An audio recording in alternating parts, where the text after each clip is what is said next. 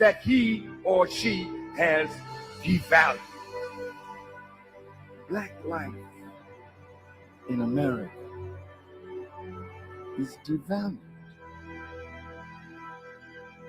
Hispanic life is devalued. Even poor white life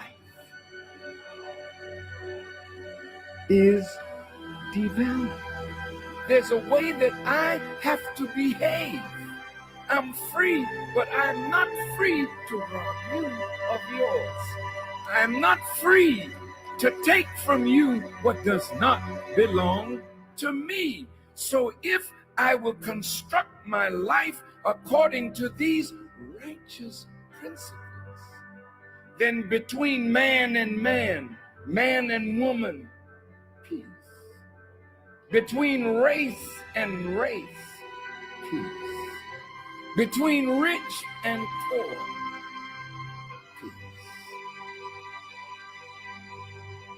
We have our beautiful Mexican family.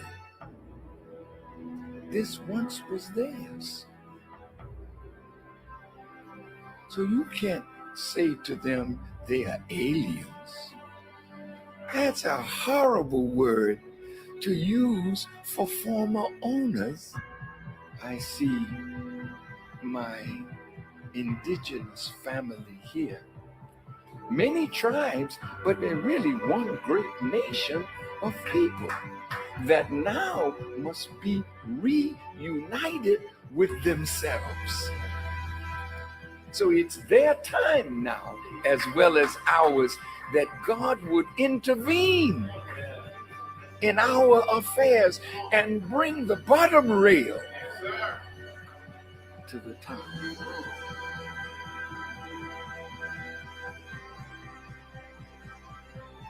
The government is not rehabilitating soldiers. When they send you away to kill. When you come home, they gotta reconstitute you for civilian life again. Make sure you have a job so you can take care of your family, but they're not doing it.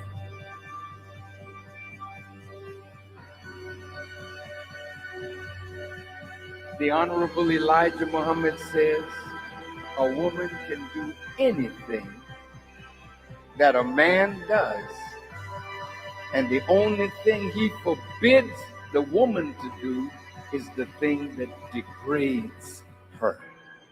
So how high can you go? High as you want to. Why would God allow the female to wear his attributes if you can't be a manifestation of that attribute? Women, you got to be set free. What God has put within you must be cultivated, must be developed, and must be used for the advancement of a nation and a world. I said to myself, Mr. President, why the hell don't you go to the wicked police department? Why the hell don't you stand up and tell them that your killing of black youth and brown youth is not gonna hold no more? Why don't you stand up?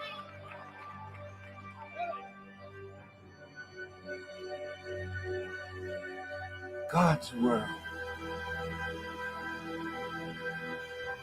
is in need of a truth that will set up a government where everybody can live in peace, under real freedom, real justice, and real equality.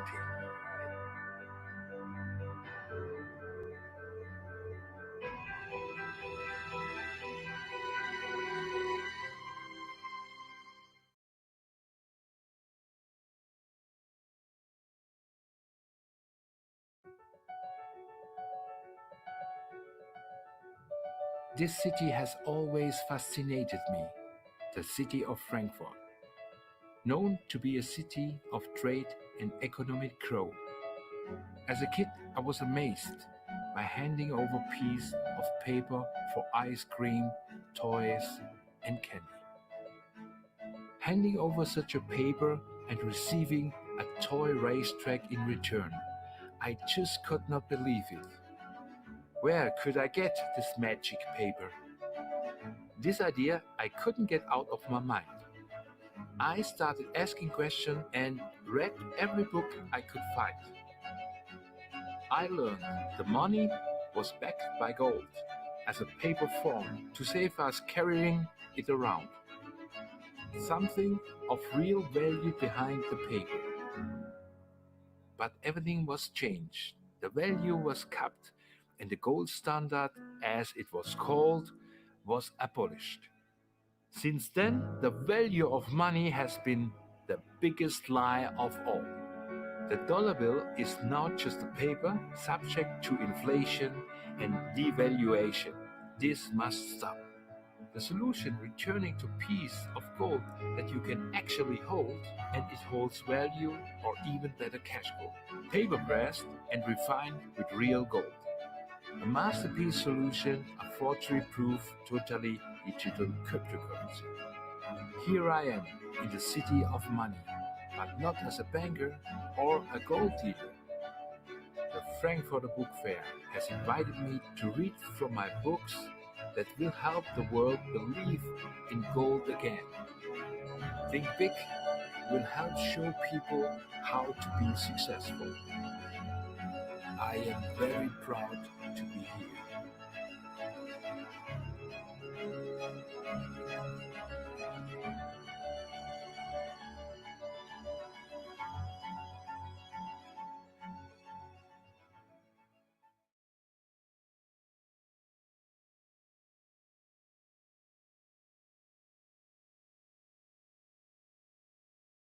For most of us, thinking is at least somewhat unpleasant. We try to avoid it where possible.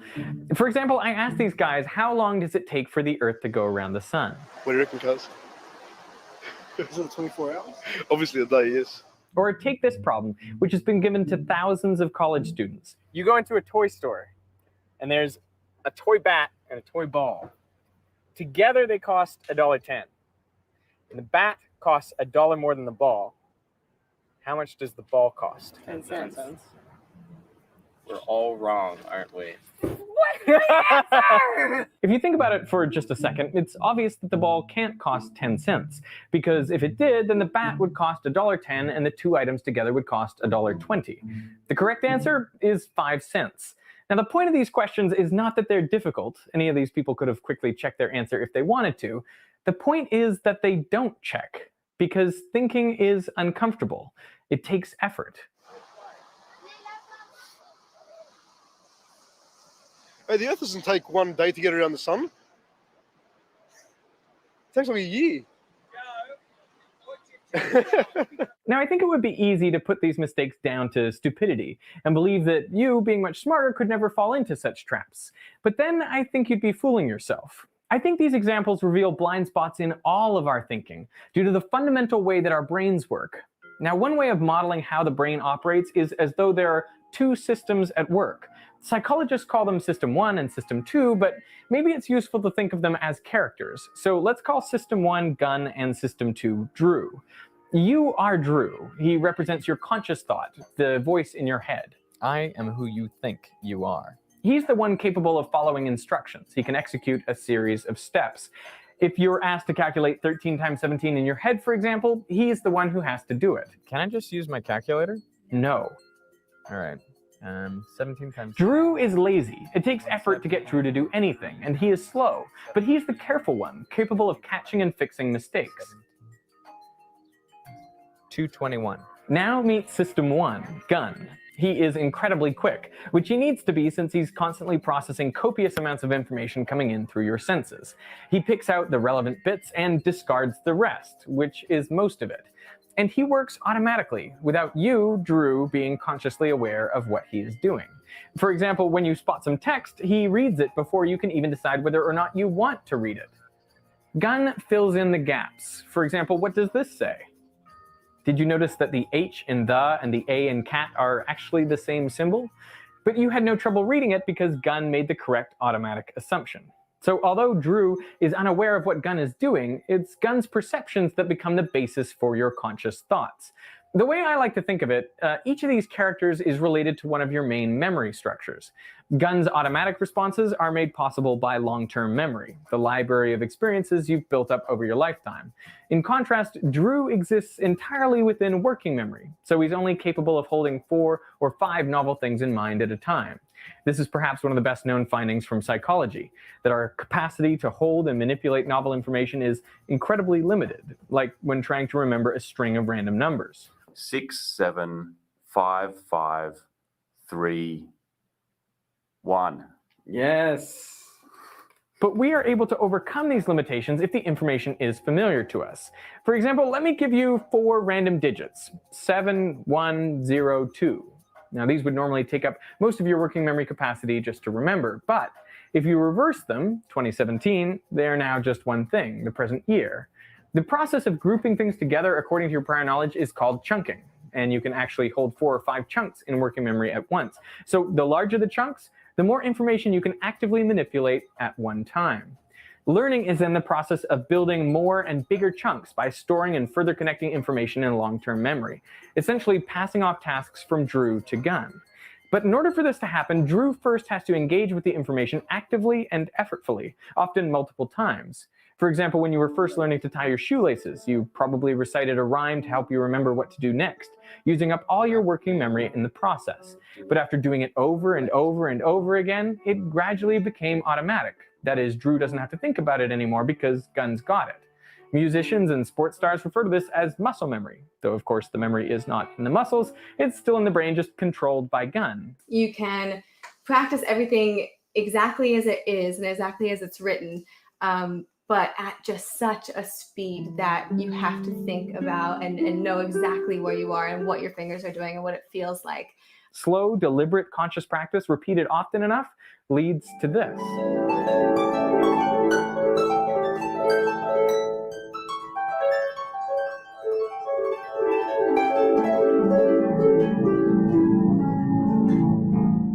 I bet 99% of the time, what appears to be superhuman ability comes down to the incredible automation skills of Gunn, developed through the painstaking, deliberate practice of Drew. What's interesting is it's actually possible to see how hard Drew is working just by looking at someone. Try this task. I'm going to show you 4 digits. I want you to read them out loud, and then after 2 beats, I want you to say each number back on the beat, but adding 1 to each digit. So as an example, 7291 should be 8302.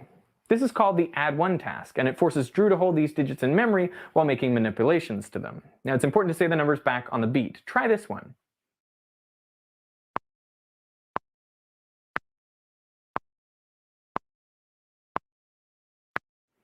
To make it harder, you can try adding 3 instead of 1. Ready?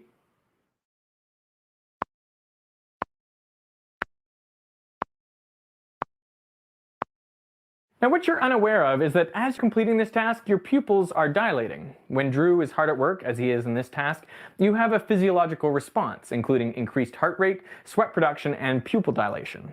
Watch how the pupils of these participants enlarge as they perform the add 1 and add 3 tasks. 4, 3, 9, 7, 2. 5, 4, 0, 8, 3. Excellent. Nicely done.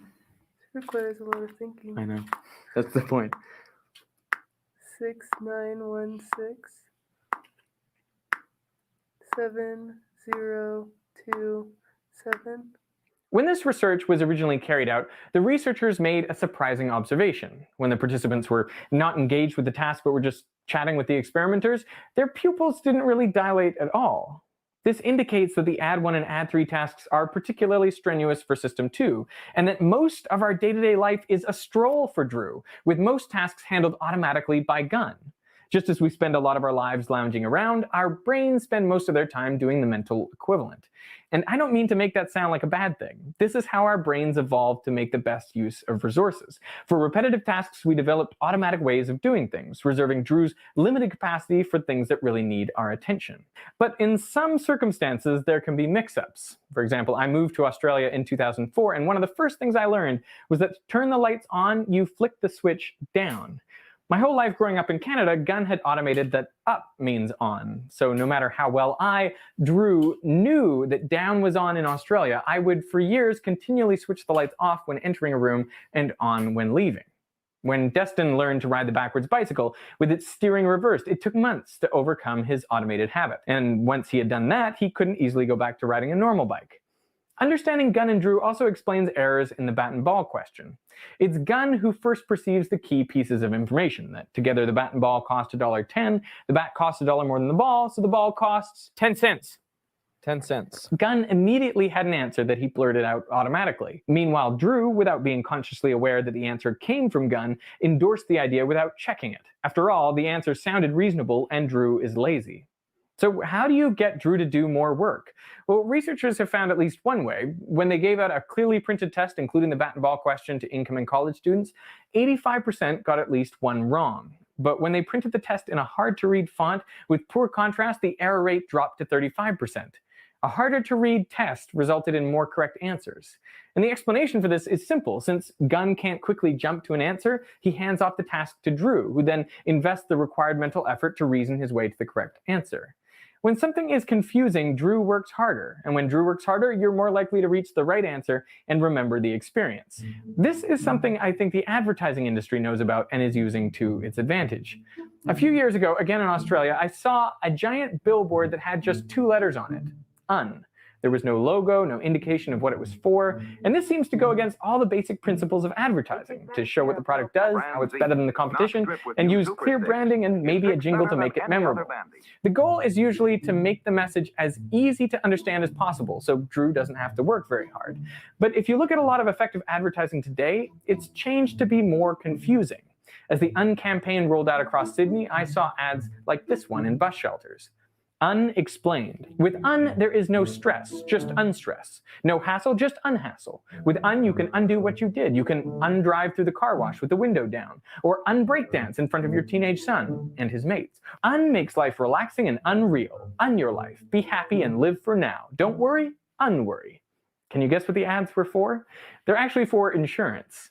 Now that advertising is everywhere, Gun is skilled at filtering it out. It's automatic. If I just saw another insurance ad, I never would have given it a second thought. But something that doesn't make sense, that's something Gun can't deal with, so he hands it off to Drew.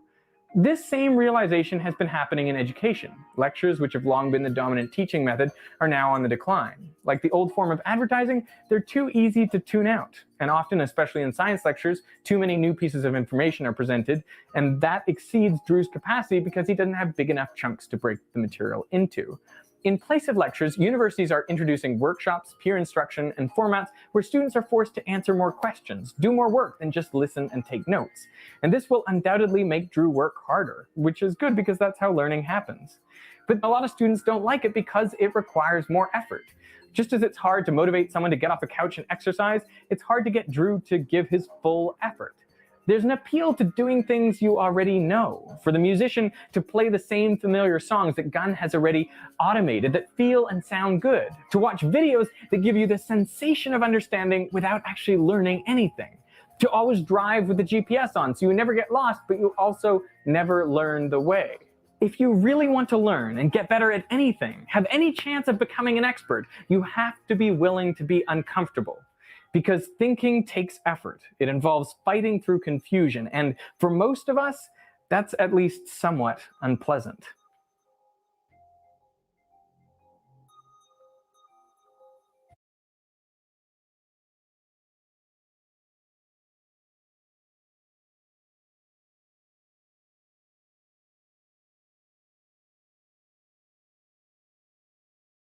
The world is divided into many, many different categories, but one of the categories which interests those of us who are concerned with advancing humanity the most is that between the conscious and the unconscious. This division between the conscious and the unconscious must be properly understood. The people instinctively love freedom, and they will instinctively fight for freedom. But you cannot win freedom on instincts. You can only win freedom on reason. Therefore, the unconscious are those who react on instinct. The conscious are those who react on reason. The job of the conscious is to make the unconscious conscious. Ours is not to teach the people to be conscious, but to make them conscious of their unconscious behavior. Our task is not to teach the unconscious to be conscious, but to make them conscious of their unconscious behavior. Because unconsciously, instinctively, they seek freedom. What we must do is make them conscious. Look, you want freedom anyway. Let's be serious. Let's sit down. Let's plan it. Let's wage protracted war, and let's tear down the system and walk on to liberation. It's as simple as that.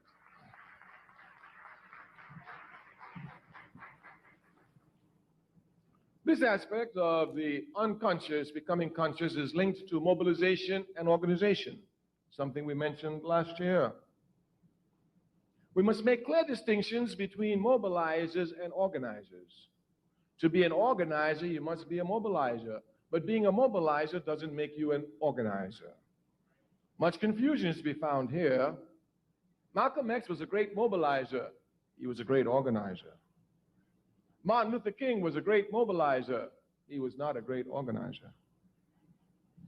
These facts can be easily seen from King and Malcolm.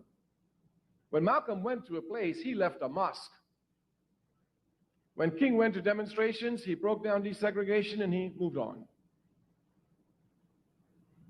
As a matter of fact, King was not concerned with organization to the point that even though he was the most popular Baptist preacher in America, without the shadow of a doubt, and probably beyond the shadow of a doubt, the most loved, he could not become president of the National Baptist Convention. Yeah, so many of them. The National Baptist Convention.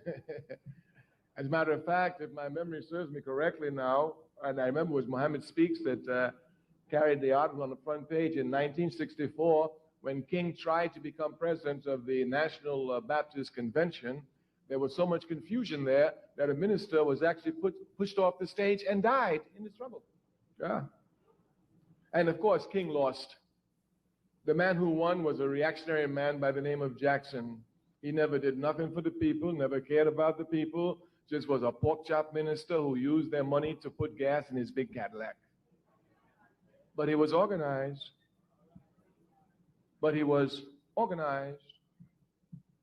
We say that we must come to know the difference between mobilization and organization because the enemy will use mobilization to demobilize us. Mobilization is very easy, very, very easy. Because since we're people who are instinctively ready to respond against acts of injustice, anytime there's one little act of injustice, we can blow it up and we'll find people who come and make some mass demonstration around it. Miss Sally lost a job. Let's rally. She'll get her job back. People will come and rally. So-and-so got kicked out of school because the teacher's unjust. The unjust, the people will come and rally. They will come to rally at issues. And this is what mobilization does. It mobilizes people around issues. Those of us who are revolutionary are not concerned with issues. We're concerned with the system. The difference must be properly understood. The difference must be properly understood. Mobilization usually leads to reform action, not to revolutionary action. If we would look scientifically at the October 16th million and more march, we would see clearly that this was a mobilized event, not an organized event. We must know clearly the difference between mobilization and organization. One of the characteristics of mobilization is that it is temporary. Organization is permanent and eternal. Clear differences must be made because the unconscious can usually be captured easily around one-issue items, around mobilization items, but it's hard to catch them around organization. But these unconscious must be brought to organization. We must transform mobilization to organization. We say the enemy will come and use mobilization to demobilize us. Many brothers and sisters who've been to the Million and More March will say to you, I was there. Well, what are you doing today, my sister? I was there. There weren't too many sisters out there, but you know, with 1 million brothers together, you know where I had to be. I was there. And then, of course, you find brothers, yeah, I was there. I helped you. What are you doing today, brother? If we're not careful, we allow mobilization to become events. The struggle is never an event. It's a process, a continual, eternal process. This belief comes from the fact that capitalism tells us that, well, you can be scientific about everything except human nature. That people are so different. They have such different tastes, such different ta-la-la-la, that you can't bring them together under the same roof. This is a lie. We will never tire of saying it. Capitalism does not lie some of the time. It lies all of the time. When it tells the truth, it's a result of a double lie. It's a logical fact. It's a logical fact. So capitalism has this belief that you can't organize all the people around the same thing. That's not true. You can organize all the people around one thing, truth.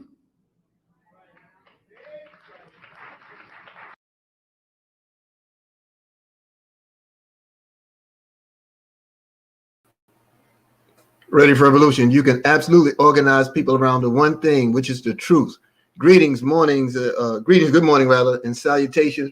Welcome to another edition of Classes in Session. Man, there's so many folks that jumped on this stream this morning. I guess y'all had nothing to do with your time. So, welcome to the Tuesday, Turn Up Tuesday of Wealth Builders. And welcome to Classes in Session. This is session 91, folks. So you're in for a treat with session 100. Episode 100 is going to include something that's going to be a mind blower, God willing. So make sure that you're a part of it. And thank you so much for your attendance this morning. So let's explore some things first before we get into understanding how our mind works. All right, our minds are probably the most misunderstood organ and activity in our body. You know, there are two sides to your brain, and you have the conscious and the unconscious, or you have the conscious and the subconscious, and it's a science, conscience. It's a science. So for many years of my life, this was drilled into my head. Some of you hear me say it often on this on these sessions, how our duty, our responsibility is make the unconscious aware of conscious activity. Well, this is very true. It took me years to realize what he was saying to me. It took me years to realize what Minister Farrakhan was trying to show me. And it helped me to understand why they worked so well together as brothers and comrades, because they understood the balance between the two.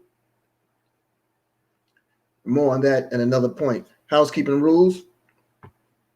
Tonight is our class. Tonight is our 90-day run to wealth. This is week 12, y'all. Day 84. All right. 6 days left in this wonderful run that we've been on, and we're going to open it to the public tonight. So you see the meeting ID there. You screenshot this and share it everywhere. I would love to see it on different media platforms to show that we're dutiful, and we're going to share this 90-day run to wealth. How to finance your dream. This will be the discussion and some of the anecdotal elements you'll see tonight. How to finance your dream. So the 90-day run to wealth is open to the public tonight. This is week number 12, day 84. We have 6 days left to this run. All right. And we will have another segment, but I want us to really hone in, tune in. And if you appreciated anything about it at all, you'll share it with the next to get them ready for the next beginners class because we have an intermediate section that is will manifest in a few days. Now, you do know about our 2020 Paper to Gold Run to Wealth Conference and Expo. All right, this is happening on Saturday, August 22nd. That's a week from Saturday, 2 p.m. to 7 p.m. Eastern here in the United States. Early bird advanced tickets are only $11, but that advanced ticket ends, or availability of it ends on the 18th. Okay, so you want to make sure you're a part of it. www.runtowealth.info. You see it highlighted there on the screen. Go get your ticket, share with everyone else. Those of you who are watching this stream, who are not wealth builders, who want to be a part of this program, who don't have the $11, don't you worry about it. You can go to www.goldguru.info. You can go there and register for your free gold savings account, and that will qualify you. It will make you a part of the wealth building team and structure, and it will qualify you for free admission to this event. $11 right now will guarantee you a multi-million-dollar experience. Registering for this event will also guarantee you a multi-million-dollar experience. We're going to be dealing with estate planning. We're going to deal with private banking, or known as reserve banking strategy. We're going to deal with land and real estate acquisition, gold accumulation. Why? Because gold is money. If you have not figured that out by now, look at what your commercial banks are doing and look at your gold savings account and what it's doing. And if you don't have a gold savings account, you better hurry up and get one, because we are stacking and we're rich. And our richness is growing towards wealth. And our wealth needs protection. Our wealth needs strategies. Our wealth needs to be structured so the legacy fortune that we desire to leave after we're gone falls into the right hands, falls into the right institution, falls into the right entities. And of course, it's the new month in the world of wealth builders, so pay yourself first. Congratulations to all of you who achieved rank in this last 30 days. There are new gold directors, there are new gold managers, there are new silver and bronze supervisors. Welcome to all of you. And what does this mean when you get a rank advance? What happens is you qualify for greater commissions earned against your free gold savings account. So every time you save that declining paper dollar for its value in gold, its weight in gold, and you encourage others to do the same, cumulatively, you earn a monthly residual commission based upon the strength and the growth and the saving of your organization, the people you sponsor. If you duplicate the process, the commissions also duplicate. Not only do you see them, but those in your downline that do what you have done, those in your organization that do what you have done, will also see that accumulation. So congratulations to all of you for your advancing, and pay yourself first. All right. And then, of course, today it's a long day in the world of Gold Rocks, Wealth Builders Worldwide. We have the mighty power call. It's the Turn Up Tuesday power call with Miss Maxine Jones. She's on today. I'm looking forward to hearing the excitement of all the packages and all the congrats that will come out live on www.goldrocks.info. This is our platform by which we host the majority of our live events and our trainings. www.goldrocks.info is the event platform and training stage. Okay, at 10:45 a.m. Eastern, you'll get Miss Maxine Jones. At 12 noon Eastern, you'll get me, Brother Eric Teray Muhammad, doing the live presentation. I'm trying to be cool this morning. A lot of what I shared fires me up automatically, but I want to be cool this morning because I'm trying to reserve my energies and strengths. After the 12 noon, we'll take a break. I will be back on Gold Rocks at 2 p.m.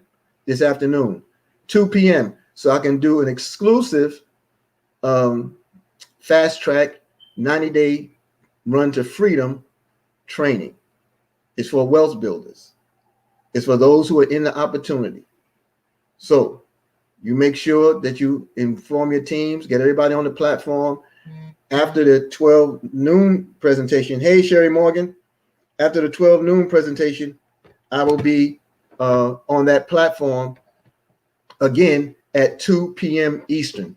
Okay, and we'll be doing the presentation. Then we move on to the huddle on Gold Rocks. The huddle takes place this evening at 7:45 p.m.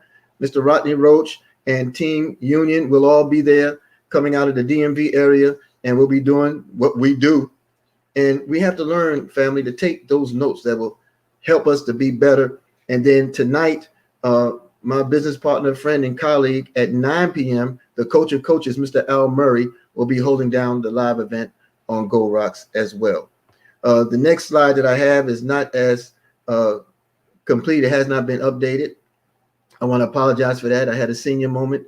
I'm on the Gold is Gold show tonight with Mr. Carlito Muhammad at Kafani Radio International Network at 9 p.m. I'll be there. Our guest tonight is the, I was about to say the CEO, Lord have mercy. The general manager of Kafani Radio. We're going to talk with Brother Vincent Muhammad, and it's going to be an extraordinary, extraordinary moment of time. Now, let's look at how our brain works. Okay, let's look at how our brain works. It's very important to understand the science, making the unconscious aware of conscious activity. Now, this in particular relates to you and I. Okay, you and I. We're the ones that had to be made aware of the things that we need to do consciously. All right, it's very, very important. So we have an opportunity in front of us that most of the world does not know. What does the world not know? The world doesn't know that gold is money. The world does not know that gold is money. The world doesn't know that at the click of a button, you can get as much gold as you like. And each gram that you get brings you closer to securing your wealth future. You see? And I've been now blessed, our family and I, many wealth builders, we've been, ever since we came into the opportunity, we've been saving gold. Well, how do you get gold? How do you save gold? We first do it by acquiring our free gold savings account. It's free, folks. Literally free. Just like your membership to Facebook, that's free. So you can't use that rules that there's nothing free in society. Everything has a cost. The only thing that costs you is non-action. That's what costs you. It's free to join. It's your own home-based business. It's a global economy. You work from your phone, your laptop, your computer, your desktop, your tablets. Okay, it's unlimited income. There are no levels in an e-commerce debt-free company known as Caribars International. This is not an MLM. This is not a network marketing direct sales organization. It is an e-commerce company with a compensation plan attached. Simple truth. Okay, it's flexible hours because it's your own business. You work it whatever you want. Can you see yourself making a few $100s additional each month against what you receive on your job if you can keep a job? Or can you see yourself earning more than that, replacing your full six-figure salary, five-figure salary? Look, our senior partner, who you'll see today, Mr. Michael L. Dalco, Mr. Dalco replaced his entire six-figure income in 103 days as a mortgage bank manager or broker at Wells Fargo. And within 103 days of this opportunity, he was able to walk away free and clear, replace his entire income. Then a year and a half later, his wife was able to walk away, 20 years as a corporate trainer. Many of us on this stream. I have a wonderful friend and colleague, Miss Sherry Morgan. I worked with her for a few years in the Marriott network, Marriott International. She saw me grind. She saw my work. I was likable. I probably wasn't the best at the job, but I was likable. But guess what I did? I did like most hospitality folks. You know, you're looking for opportunity. You move from one space to another, one entity to another, one hotel to the next. I did all that until I realized I was wealthy enough and no need for the job. So I utilized the platform to finance my freedom, and then I retired them. I retired through Hilton, Atlanta Airport. You know, how did I retire with them? I just turned in the keys, turned in the little name tag, and went on about my business. And I haven't worked for an employer since the beginning of 2020. You're in that situation, not a situation. Well, some of you are in a situation, but you're in position now to do the same. How did I get there? How did the Dalcos get where they've gotten? Mr. Best has been a free man in America, from corporate America, for the last 25 years. His wife hasn't worked a job since Ronald Reagan was president. For 37 years, that household has been a networking juggernaut. Their sons have never even applied for a job. They don't even know their social security numbers. No need. How can you be so in the world but not of the world? You have to have a solution that speaks beyond the box. Okay? So the science and the power of thinking. Let's chop that up just a little bit. Just a little bit. Let's look at that. Let's look at the fact that my father was talking, he was talking about organization and mobilization. You know, and what was he sharing with us in that? What he was basically sharing is that both are necessary, but one is more effective than the other. One is temporary, one is permanent. Okay. When you mobilize, rallying people around the opportunity, that's what we do. We call people to this event. We say, hey, we have a solution for you that'll take care of all your economic woes. It will help you leverage the economy under your roof. You'll see more money than you could have ever imagined working a 9 to 5, 7 to 3, 8 to 4, whatever you call those hours, right? And that's a mobilizing effort. We're rallying people around a hope, a desire, a dream, or a situation that may encourage their dream, encourage their thinking, right? But if they're not organized and focused into it, then it's only temporary. So people will always come and go with every opportunity because they have to make a decision. And their decision is one that you struggle through because thinking is difficult. We don't necessarily want to do it. How thinking works, it takes effort. In the brain, there are two systems. You heard us talking about it earlier on the stream. You have the conscious and the unconscious. All right. The unconscious or the subconscious is the speed process of all the information entering the brain through its senses. There are all these senses. You have all these antennas, and everything feeds. You know, even the hair and the skin follicles carry information as it attracts things in the environment. It runs right through those same senses and it gets processed.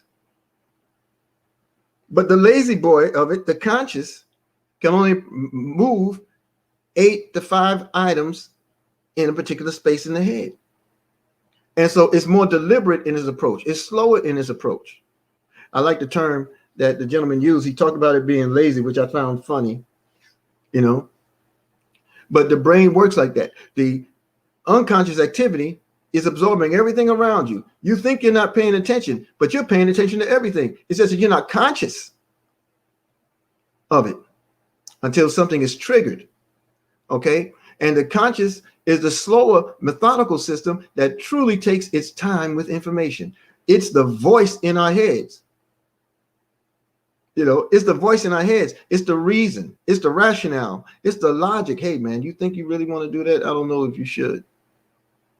Hey, that sounds entertaining. Maybe you should look into it more. That's the voice in your head. That's the conscious. You don't hear the subconscious. The subconscious pushes it out to you when it's something that requires resolve, requires reasoning, requires a decision. So how do you make them work together in order for you to explode in any opportunity that you're in, explode in your life transformation, explode in your change in values? It takes organization. So we're going to show us in the remainder of this week how the mind works. How do we organize ourselves in our efforts to be successful? Okay. So yes, we're rallying everybody at 10:45 to the power call. We're rallying everybody to the live event at 12 noon. We're organizing people around the 2 p.m. fast track presentation. Mobilization, mobilization, mobilization, organization. An organ. What are you doing? You're taking that brain and its two systems, your organ, right? And you're marrying it on to your need. ORGAN-I-ZATION. You see? You're bringing it to a whole, a full, complete transformation. You transform under organizing. We don't transform under mobilizing. We settle in events. What are some of the things we deal with? Well, look at this. When you oh, you said you can't see it? I'm sorry. Is that better? Okay. Check our households, for example. We don't like to read. We don't like to study. My father taught me a system on how to do it once I finally learned to read. I didn't learn to read until in my 20s. Okay. It wasn't because everybody wasn't educated. It wasn't because I didn't have a command of language. I had all of that. But what I did not care for were schools. I didn't care for organized learning. I was this cat that was impressed more with what was happening in the street. You know, I would organize in sports. I would play a sport. I would organize around the club. We all go hang out and see, you know, where the girls were, what the latest music was playing, or who we had to fight. You know, we did that kind of stuff. Okay. But I wasn't into books. And so once I learned the power of reading and the power of books, when I learned that I could travel the world sitting still by going through the pages of a book, I became voracious at it. Voracious. You see, my vocabulary even got better. So, but he taught me this process called SQRRR. SQRRR. Someone type that in the comments, please. S like in Sam, Q like in quick, R Robert, R Robert, R Robert. SQRRR. I'll share that with us before we close out. All right. The S stands for survey. He taught me how to read. I'm not talking about read the characters and the words. He gave me a process where I can parse pages and digest them comfortably. I'm going to share it with you. All right. What do you do with the S? The S is you survey. This was something that was taught to revolutionaries in the 60s. Okay. Maybe before then, but he was in the 50s and 60s. All right. So the survey, you get a book. How do you survey a book? You survey a book by just opening the pages. You ever go to a newsstand when they used to exist? I think they still exist in some places. And you will get you will look at some of the books before you get on your flight, you know, and you say, I think I'll pick up a book for reading. And you will grab the book, Sherry, and you would take the book and you would just thumb through it, right? See if anything stuck out to catch your attention. Whether it was, thank you, Sister Renee Gant, whether it was a magazine or, you know, you might pick it up, thumb through it. Oh, that's a nice pattern. I think I'll get this one. All right. What does the this process do? When you go through the S, you grab a book, you survey it. What are you surveying? What are you looking for? You're looking for cues. What cue are you looking for? You're looking for questions.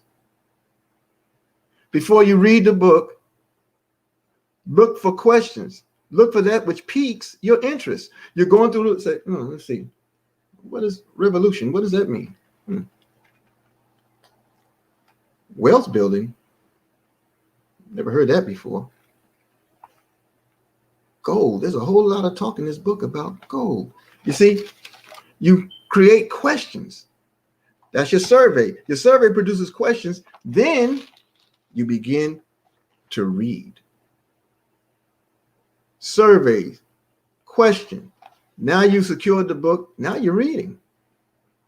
And then as you start reading, you absorb it because you have something that holds your attention. What's holding your attention? The questions you found in the pages, loosely, just randomly. You know, some people in schools, they do it by chapter. Okay. But this is what we do. We survey. All right. Find questions that pique our interest, then we get to reading into the opportunity, what the treasure, what the value of that book is, right? Then we begin to recite. That's why when you hear us talking, we run books off of the top of our head. We run pages off. We quote people. I was able to quote Vincent van Gogh. I didn't live in the century of Vincent van Gogh, the painter. But Vincent van Gogh says, I dream my painting and then I paint my dream. That's us.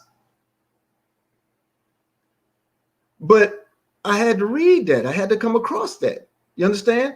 I was surfing and surveying and came across some of these works that piqued my interest. And I read into it. I said, wow. And then I quoted it. I put it back out there in a post, in a stream. It became a subject matter yesterday. What did that mean? I recited.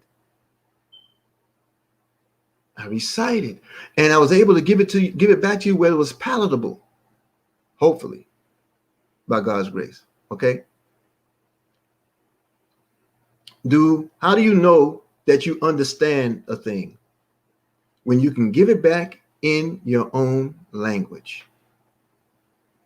Understanding, how do you know when you comprehended what you read? When you can regurgitate it in the manner in which you speak, in the language and the nuances that you use. You see? How do you know you internalized it? How do we know we internalize the overview of wealth builders? When we're able to give it back in action. Okay. The third R is review. Review. That's the test. Okay. You know how people struggle with tests in school? Man, I honestly, honest to God, I wish that I understood this and made time to understand what he was telling me. It was for another purpose at another time, naturally.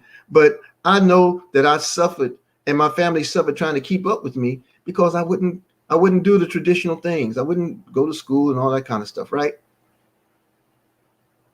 But do you know that most people who study, we're going to talk about this a little bit in class and session, Run to Wealth tonight. All right, because our time is limited, but we'll be back tonight at 6 p.m. there. But there are people who know all the answers in class and then study everything they can preparing for a test. Cram it, they call it. And then take the test and do poor or not as well. Didn't ace it as they thought they should or would. Why does that happen? Because you're not following the S, Q, and the 3 R's. See, by the time you get to the test, which is the review portion, that's really where the review is. It's nothing. You should already know it. But when we follow a process that set up, train you into failing so that you can be a cog in the wheel of society, you're not going to know better. But in the world of wealth builders, we have a culture where we're able to show you and teach better. I'll give you one last example. Where do most of us study? Now, many of us read a lot, but where do we do it? You're sheltering in place. You have a business that you run, okay? How do you run your business from home? How effective are you at home with your business? Oh, it's wonderful to be free, but what liberates you is having a focused activity related to the asset producing activity of the business. So how do you do it? Where do you do it? How many of you use your bedroom? Read from your bed. How many of you read from your kitchen table, your dining table? How many of you read from your living room? Okay. What are beds designed to do? What do beds offer you? When you sit at a table that's designed to produce food for you to eat or beverage for you to drink, the natural inclination for what that space is designed for is going to come up. You read from your bed, I'm going to finish this book tonight, and you find yourself asleep. You go to sit at a table and you're going to read this whole entire whatever it is, and you find yourself eating more than you have read. You go into a living room space. but it's a shared space. It's a common space. You're in the living room, but your brother or sister might have a television playing or music going. And then you want them to be quiet, but now they're angry at you because you're trying to study and it's their space too. So everybody's frustrated. When you shelter in place, you carve out a space. You carve out a space. All right. My father used to take those pen lights, the little flashlights. I have a few of them, but I don't want to move. I'm so settled. But I'll show you this afternoon.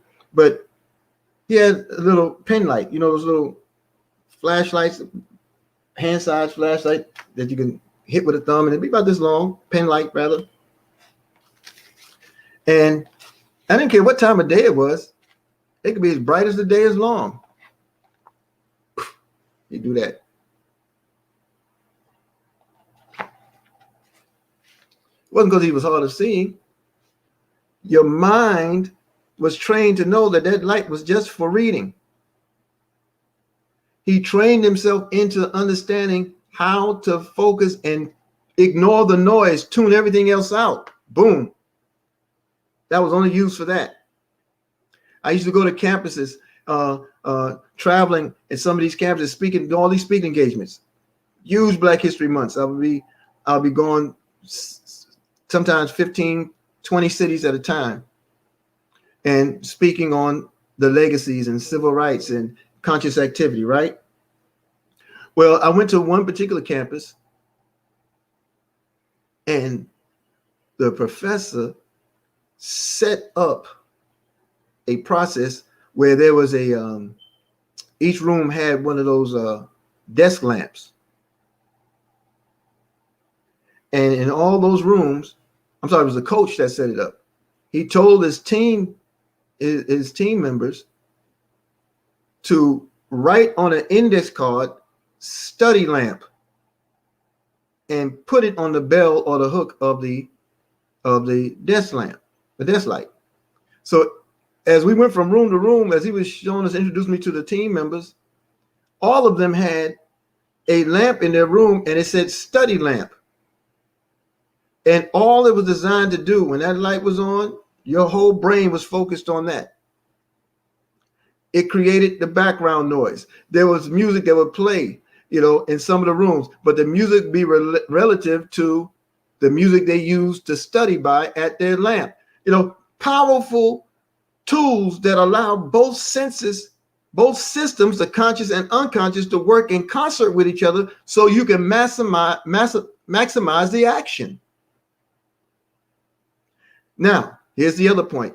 The reason why I play the different videos at the beginning, and I don't go through it, you know, interchangeably back and forth. I play them in the first 20 minutes or so of our session, because it's been proven you can have an 8-hour day, but you're only effective in the effort the first 30 minutes.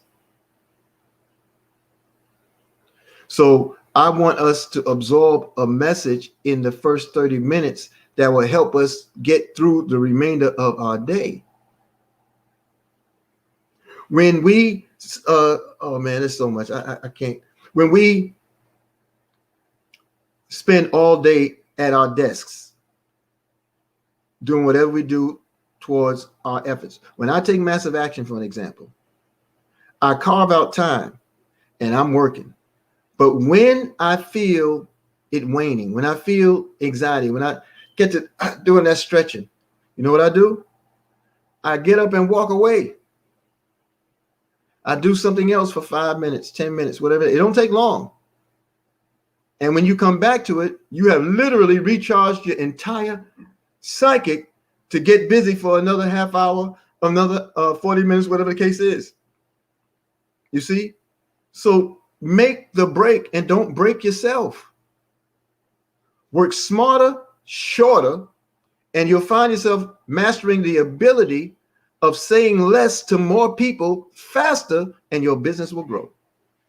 All right, that's enough of that. I can do this all, I can do it all day, but I can't, you know, in this sense. I'm so grateful to what God has blessed me with. the people in my life. Thank Allah for Pete Martin, Marion Martin, Kwame Ture, the Honorable Minister Louis Farrakhan. Thank Allah for my wife, Sister Falami, and all of those that I've come across in my life. And thank Allah for the wealth building community to teach me a culture to make everything I learned all my life finally make sense. This is the revolution that I fought for. This is the ministry that I was made to attain. We are wealth builders. Wealth building is a permanent function. It's not a temporary function. One last thing that my father used to tell me. We were in Guinea one year, and there was this sister who used to come to the house every day. She was a wonderful woman. And she would come, and she claimed to be infatuated with me. I just thought she was cute and fine, you know. And she used to tell Baba in French, and she would talk to him, oh, tonton, oh, I love Eric. You know, and I was flattered. And Baba turned to me, he said, hey, my man, whenever he wanted to tell me something that he deemed serious, he would call me my man. So I would freeze in my tracks. He said, hey, my man, never make the temporary permanent. I said, excuse me? I don't understand, Baba. He said, you ever wonder why the African, talking about black women, you go out and get your hair done and you call it a perm, but it's temporary. It only lasts a week, 2 weeks. You sweat it out at night in the club and it's over. You got to get another one. Why do we call the temporary permanent? He said, it's psychological. He said, that young lady does not love you. She loves your visa. He said, don't make the temporary permanent. You drop little jewels like that, you know? And so mobilization produces temporary events. Organization produces institutions. Making money, getting rich is an event. Dealing in fiat currency, that's an event. That's a temporary fix, but it's not a solution. Wealth building is an institution. It's permanent because there are things that come along with it that allows you to leave it as a legacy. Your name lasts. Haven't you ever heard the phrase, a good name is as good as gold? Now, why do you think that is? We'll talk about it this evening on the Classes in Session. Okay, family, I thank you for the time and the honor of the opportunity you afforded me in this moment today. Hopefully you found some value in what we shared briefly, but we got a week now. We're gonna really chop it up. I want you to pay attention again tonight. 90-day run to wealth, 6 p.m. Eastern. The meeting ID is listed there. Please write it out. How to finance your dream. It's open house, so you can bring anybody you wish to this particular event, and we're going to chop it up really, really nice. And again, make sure you get your tickets to the Run to Wealth. Get your tickets to the Paper to Gold, the 2020 Paper to Gold Run to Wealth Conference and Expo. Mr. Ty Best and Mr. Michael L. Dalco are featured presenters. Tony Chambly, attorney, Kenneth Harrison, COO, Kimberly Broomer, Carol will be there. All the people you see here are wealth builders and millionaires. I'm not the millionaire. Well, I'm a millionaire asset-wise. Okay. But we're going to show you some things that will absolutely, stunningly amaze you with what you already have and how you can protect it and grow it. All right. Take a picture of the screen, you know, follow all the events that are wealth building, follow all the activities. We'll be on the power call at 10:45 Eastern. We will be on the wealth building presentation. I'll be doing it at 12 noon, all of it on www.goldrocks.info. And I will be back there again at 2 p.m.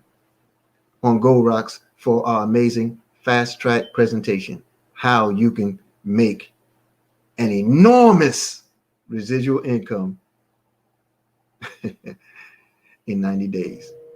Peace and power, family. I will see us all on the other side of money. Forward.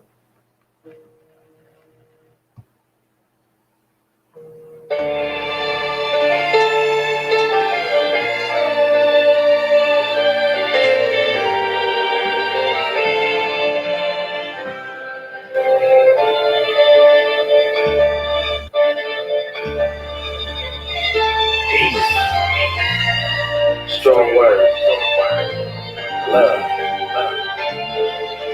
soul,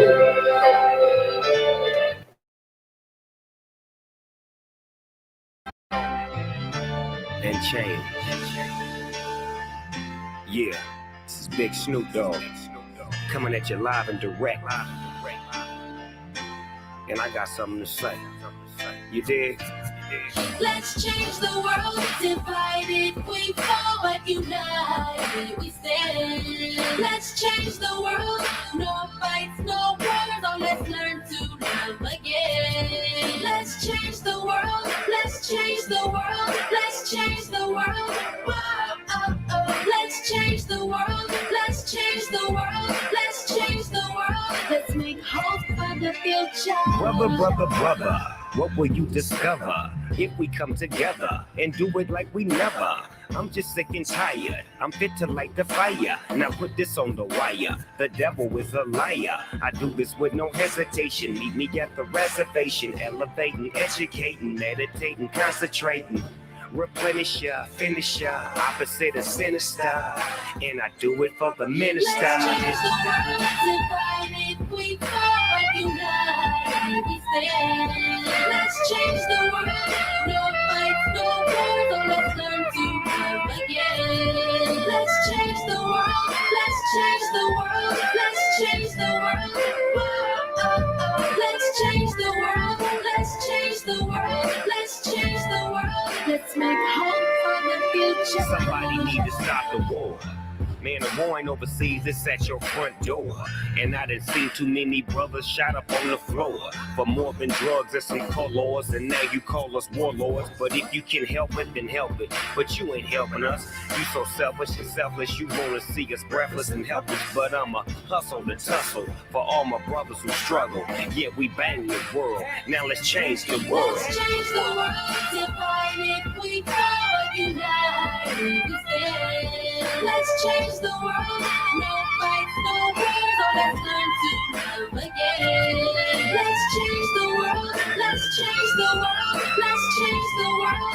Whoa, oh, oh. Let's change the world, let's change the world, let's change the world. Let's make hope for the future. No killing, no shooting, no dying, no lying, no gang banging, so no more mamas crying. Everybody get along, man, that be the perfect song. Peace in the streets as I sit back on my phone, chilling with the president. He let me in the White House, back to the castle with the minister. No doubt, shoes at the front door. Love is what you come for. Let's get it right and unite, but do it Let's first. change the world, divided we fall, but united we stand. Let's change the world, no fights, no wars, oh let's learn to love again. Let's change the world, let's change the world, let's change the world. Whoa, oh, oh. Let's change the world, let's change the world, let's change the world. Let's make hope for the future.